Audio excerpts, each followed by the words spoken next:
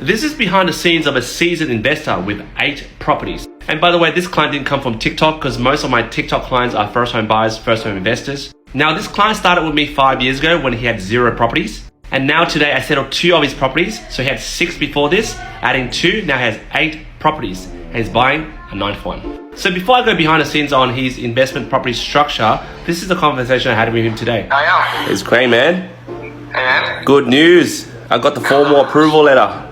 God damn, took so long. I had to slap the assessor in the face 6-7 times. Oh, mate, that's a relief because literally everything has been signed and contracted. I took the risk and said, look, it's going to go forward, you know what I mean? Man, I told you to wait for it, but doesn't matter. You pulled the trigger. But look, I always deliver. Yeah, like, this is your what? This is your 8th property with me? Yeah. It'll be a 9th, bro. I just literally signed it off the plan, but it won't be soon. Oh, you got a 9th one? Damn, okay. Okay, cool, man. Look, yeah, so I'm going to send it to you in the next 4 to 5 minutes once I get a formal approval letter.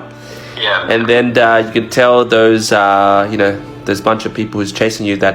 Mate, they're like gangsters, bro. Howdy, mate, freaking every day. Hey, do we have, the unconditional music? You were probably the first one to know if I've got it. Cheers. So as you can see, pretty happy bloke, a very seasoned investor, but he didn't start off that way. He started with 0 experience, but with working with me and then real estate agents that he believed in, now he's onto his 9th property. So as I said, he settled 2 properties today. They're both in Cessnock. They're both houses. This one is for $595K.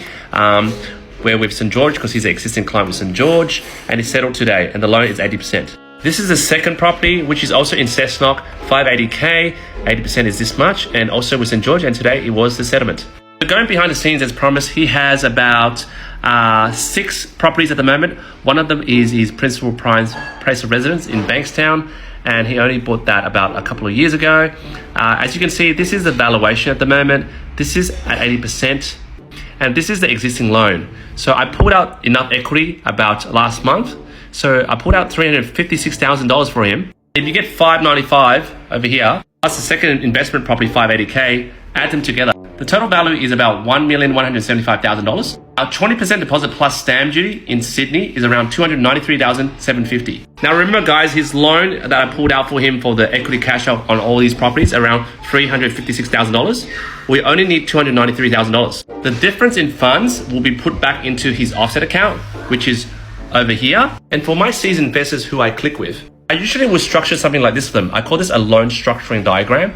So as you can see, there's multiple diagrams of different loan splits with the offset accounts and where the repayments are actually coming from. This is actually page 1. There's actually 3 pages. And the purpose of this diagram is to make it simple for my client. It's very easy to get lost with all the loan accounts and all the loan splits, what loan is associated to which property. It also makes my job easier when I review their home loan once they come back to me, because this client's been coming back to me like literally every 6 to 12 months. Right now, since he told me he's buying his 9th property, which is off the plan, which is settling next year, I'm in the process of developing a new loan structuring diagram for his 9th property. And by the way, guys, I don't charge extra for this type of service I give to my clients. But hey guys, I'm not saying this to sell my services, because literally, if you look at my booking form, I'm booked out for the whole year. If you try to book me, sorry guys, next year. Now this is a breakdown of his income. So he's paying himself about $61,000. But his company net profit is $915,000. He gets about $109K in rental per year. So guys, that's behind the scenes. Jump in the comments, let me know what you think.